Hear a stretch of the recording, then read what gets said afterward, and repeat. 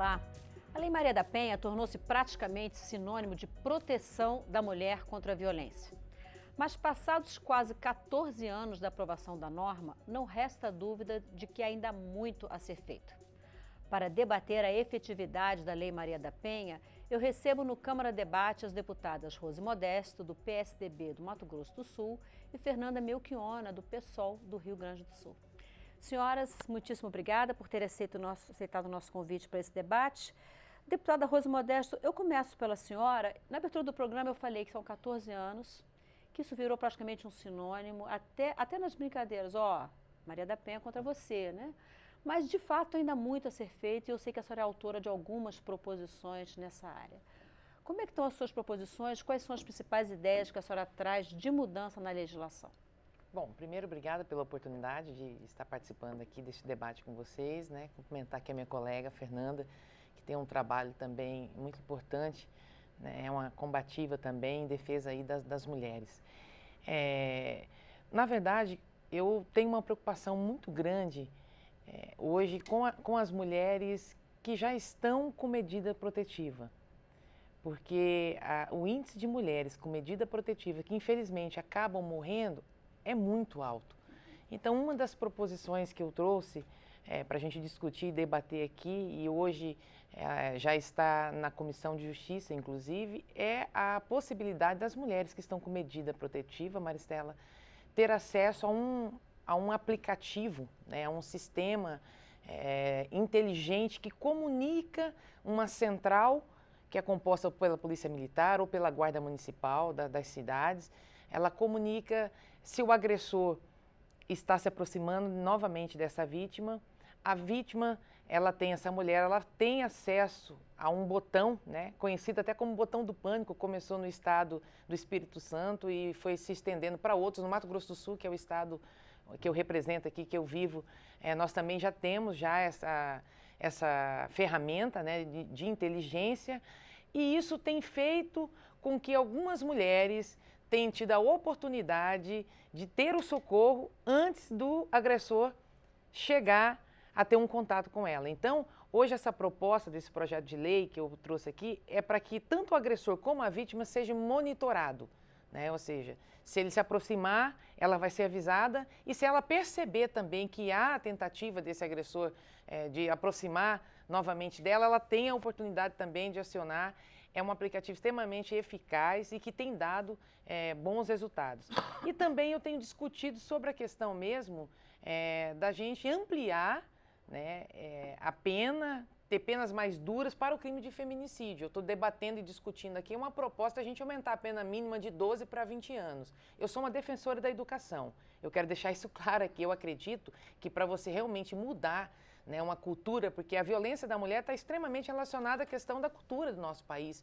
O nosso país ainda é um país muito machista. Alguns estados mais ainda, né? Tem uma última pesquisa agora da ONU, para o desenvolvimento da ONU, que diz que a cada 10 pessoas que foram entrevistadas, 3 acreditam que ele tem o direito de bater na mulher pelo fato dela ser esposa dele. 6 dos 10 entrevistados acreditam, Fernanda, que o homem tem mais capacidade de ocupar um cargo, né, público do que uma mulher. Então, tem uma relação muito forte com a questão cultural. Então, eu acredito na educação. Criar meninos com a cultura da paz, do amor, do respeito é o grande caminho.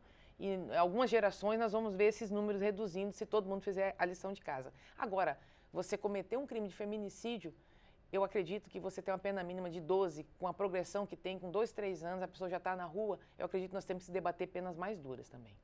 Deputada Fernanda Melchiona, a deputada Rose Modesto fala das medidas protetivas, né?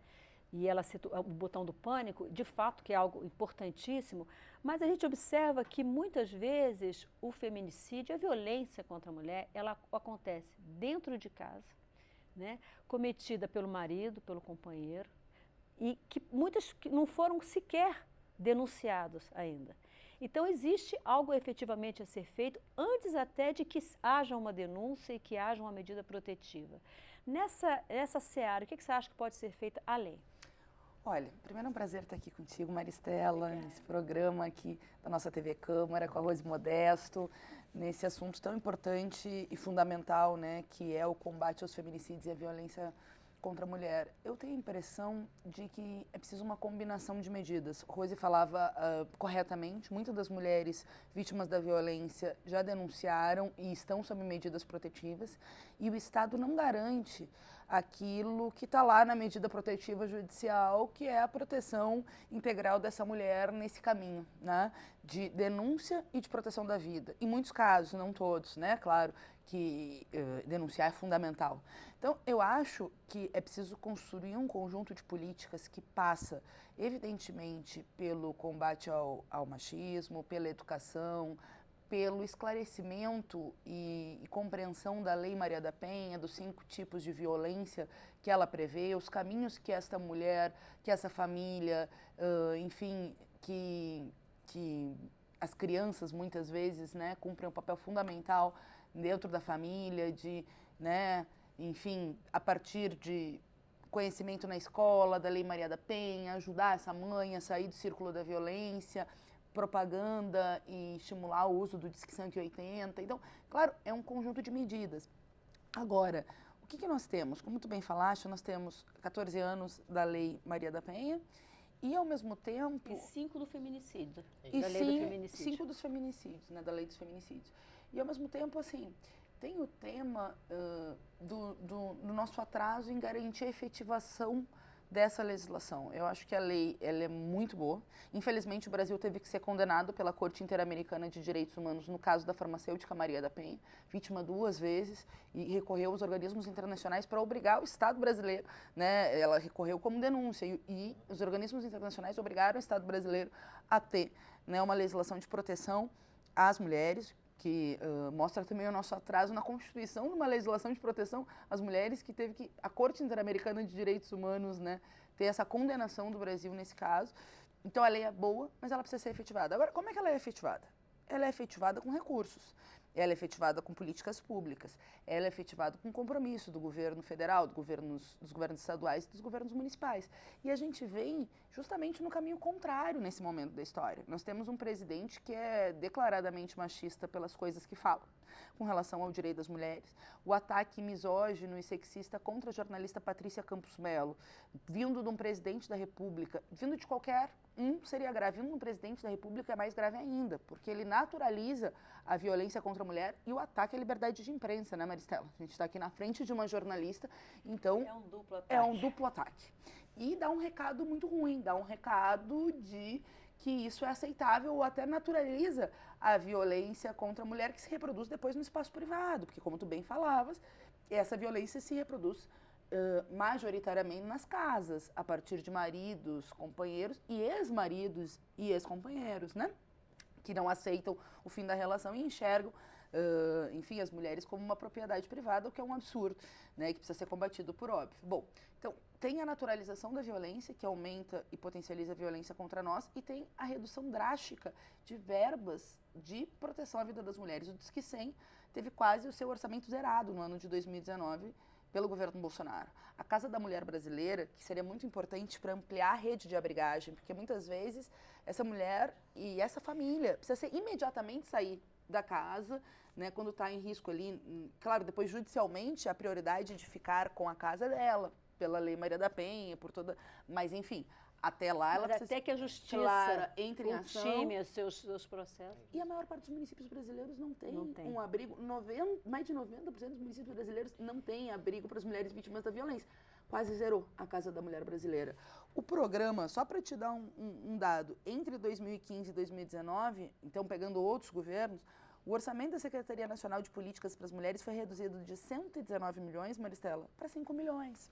Então, veja, tu tem o aumento dos feminicídios. 2019 teve um aumento de 7% nos feminicídios no Brasil. No meu estado, triplicou o caso de feminicídios, que é o estado do Rio Grande do Sul, triplicou o caso de feminicídios. A cada 2 horas, uma de nós está sendo assassinada pelos maridos e ex-maridos, companheiros e ex-companheiros. A cada 4 minutos, nós já passamos 8 aqui, não, 12 aqui no programa, 3 já foram agredidas. A cada dia, 180 mulheres brasileiras são estupradas. E nós temos a redução dos recursos que poderiam proteger a vida das mulheres. Por isso, o PSOL fez uma denúncia à relatoria da ONU com relação ao aumento dos feminicídios e a diminuição dos recursos promovido pelo governo federal, porque na prática, ao não ter recursos e não ter mecanismos de aplicação da Lei Maria da Penha, as mulheres estão mais expostas à violência. Deputada Rose Modeste, a deputada Fernanda Melchiona fala de uma denúncia que foi feita à ONU, né? Aí a senhora é bastante atuante nessa questão das proposições legislativas, mas o parlamento ele tem uma dupla função, a de legislar e a de fiscalizar, né? O que a Comissão de Defesa dos Direitos da Mulher pode fazer no aspecto da fiscalização em relação à implementação do que está previsto na legislação e das políticas públicas pelo governo federal? Bom, eu penso que uma das prerrogativas nossas é de estar sentando, né, inclusive com o Poder Executivo, para poder cobrar qual é esse planejamento das ações. Ontem, por exemplo, teve uma reunião da bancada feminina, parte, pelo menos, das mulheres estavam lá, Fernanda, com a ministra Damares, exatamente para saber, dentro desse ano, né, quais são as ações do Ministério da Mulher, né, para que, de fato, a gente tenha esses resultados que precisa ter. Né? A Fernanda citou aqui um exemplo aí muito importante do parlamento, né? De poder buscar, de fazer uma denúncia, de poder envolver outras instituições, entendeu? E aqui já extrapolando, inclusive, as esteiras, né, do parlamento, da relação independente que tem que ter com o executivo, mas já buscando um apoio, por exemplo, na ONU. Então, eu acho que essas ações aqui do parlamento são fundamentais. E eu também lembraria da importância dos nossos recursos, das nossas emendas impositivas, né? Todos os 513 deputados, se todo mundo tiver uma visão da importância de destinar para os seus estados, e não tirando aqui a responsabilidade do governo federal em relação a isso, né? Dos governos de forma geral. Mas como parlamentar, eu não posso fazer uma defesa, né, dizer que eu sou atuante em relação a isso, mas na hora de mandar recurso, a gente manda para todas as áreas e você não destina nada, né, para isso. Então, acho que é uma forma também da gente contribuir com estados e municípios que sofrem muito nesse momento. Nós estamos discutindo um novo pacto federativo, inclusive, né, para que se tenha mais recursos, porque a vida das pessoas não acontece aqui no governo federal, acontece no município onde ela vive, no estado. Então, para que se tenha mais dinheiro para a segurança pública, para que se tenha mais dinheiro para construir mais abrigos, porque a Fernanda tocou num assunto aqui que é fundamental. Uma das razões que as mulheres falam, puxa vida, porque o feminicídio não acontece de uma hora para outra. Não é na discussão matei. As estatísticas mostram que existe uma progressão da violência. Exatamente. É um xingamento, é um empurrão, é o telefone que pega a proibição de frequentar a igreja que ela gosta de frequentar. De botar roupa que ela gosta. De colocar roupa, e isso vai progredindo até que se chega numa situação limite. E a mulher, muitas, eu tenho certeza, Maristela, a gente já ouviu histórias, entendeu, de mulheres que sofreram muito até ter condições de se livrar daquela violência que sofria, porque não tinha para onde ir. Então, poxa vida, eu quero sair dessa situação, mas eu vou para onde? Tem pessoas que moram nas suas cidades, não tem uma irmã que mora lá, não tem a mãe, ela está sozinha. Então, é fundamental que se tenha uma reestruturação, como disse aqui a deputada Fernanda. Casa da Mulher Brasileira, lá no Mato Grosso do Sul, foi a primeira que foi implantada. É excepcional, mas ela não é suficiente para atender todo mundo. O que a ministra Damares trouxe para essa reunião que as senhoras fizeram ontem? A senhora avalia que o Ministério de 2020 está bem encaminhado nessa área? Olha, pelo menos, né, o que foi debatido é que, de fato, esse ano vai conseguir se avançar um pouco mais em relação à questão dos investimentos. Há sempre uma proposta que o governo tem feito, entendeu? Quando eu falo das emendas, eu, por exemplo, mandei recursos, mas eu não mandei para o Ministério, eu já mandei direto para o meu estado. Mandei, por exemplo, uma verba para a gente poder comprar lá para Campo Grande, Mato Grosso do Sul, a capital, 5 viaturas, né, Maria da Penha, que vai atuar, inclusive, para monitorar as mulheres que estão com medida protetiva. Né? Uma das funções é essa. Mas houve também essa proposta, né, do Ministério da gente estar colocando recursos, né, para esse ano para ser implementado em 2021. Ontem eu não estive nessa reunião porque ela foi às 19 horas e eu tinha um compromisso aqui também com a bancada do PSDB, que nós estávamos discutindo a questão do Fundeb. Mas o que eu ouvi de algumas colegas falando, né, inclusive por telefone, é que foi definido 8 ações, né, que serão implementadas esse ano, que deve ser passada inclusive para nós hoje, né? A Soraya Santos ficou de fazer uma reunião conosco para poder passar o que ficou definido dessas 8 ações.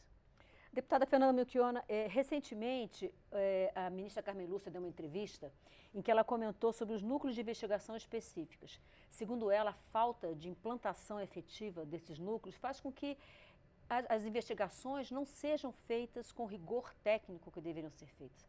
E com isso, crimes que deveriam ser qualificados como feminicídios são desqualificados para homicídios e com isso a pena é reduzida. Isso aqui, a implantação desses núcleos, né, também é algo muito importante nisso, que precisa de recursos e que precisa também do acompanhamento do parlamento, certo? Eu acho que, sem dúvida alguma, isso leva a uma subnotificação, inclusive, desse tipo de crimes, porque se tu coloca na vala do homicídio comum, né, tu ainda reduz uma estatística que já é grande, né? Mesmo com a subnotificação, os feminicídios aumentaram, mesmo com a subnotificação, os casos de violência estão aumentando, né? E eu faria também um registro, uma vírgula, só para complementar a tua pergunta, Maristela. Os casos de estupro também são subnotificados. Se estima que dos crimes é o mais subnotificado em razão de que o IPEA fala em 10%, né, de crimes... Não, desculpa, o Fórum de Segurança Pública, de 10% de notificação dos casos que acontecem, justamente por uma falta de estrutura. Pensa comigo, boa parte dos municípios não tem delegacia especializada da mulher.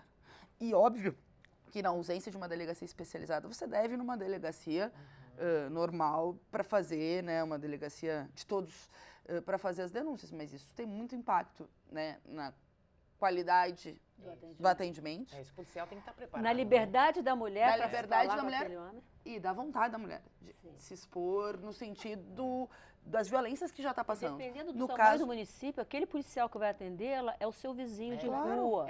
E isso gera um constrangimento para essa mulher. E nos casos de estupro, pior ainda, no sentido, né, de todo o conjunto de exames que tem que ser feito e ainda de uma lógica de culpabilizar a vítima.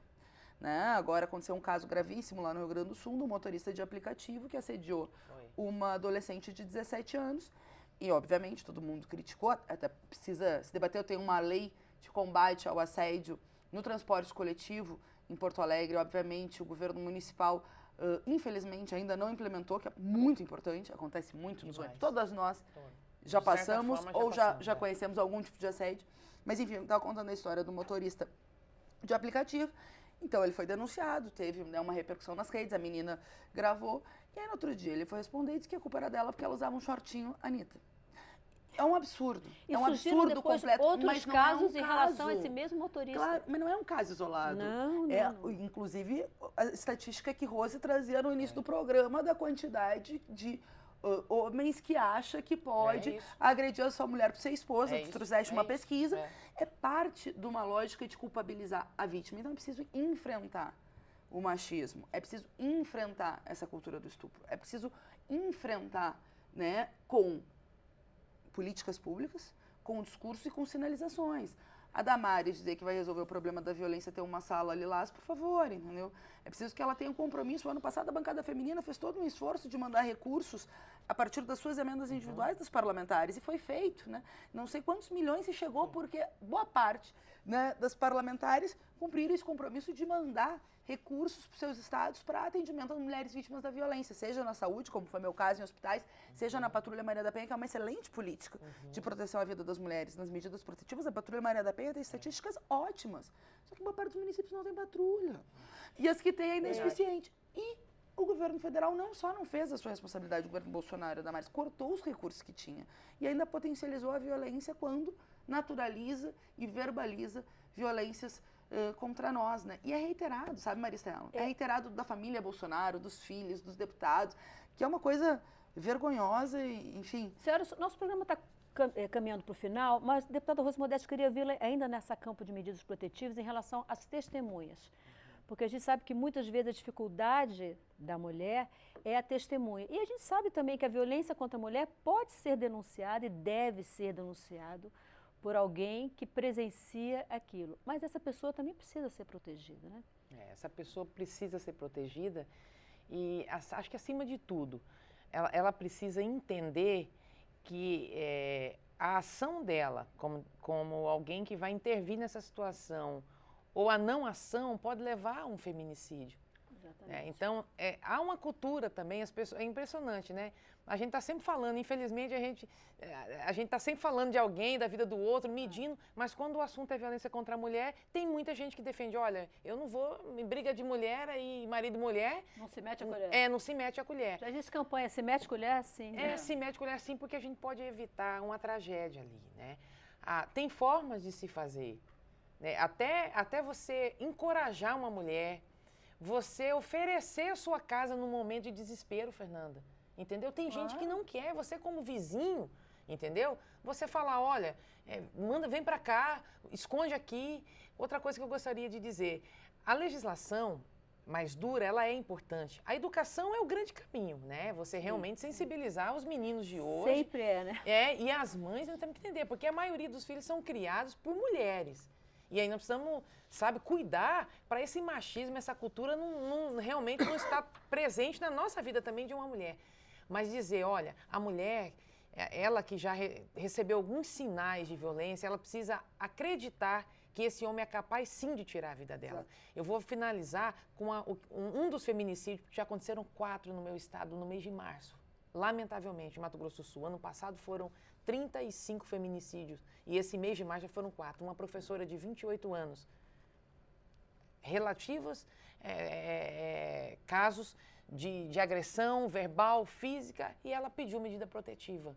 15 dias depois que ela tinha pedido medida protetiva, ela estava numa confraternização na casa de uma amiga e o ex-marido chegou na frente da casa atrás dela.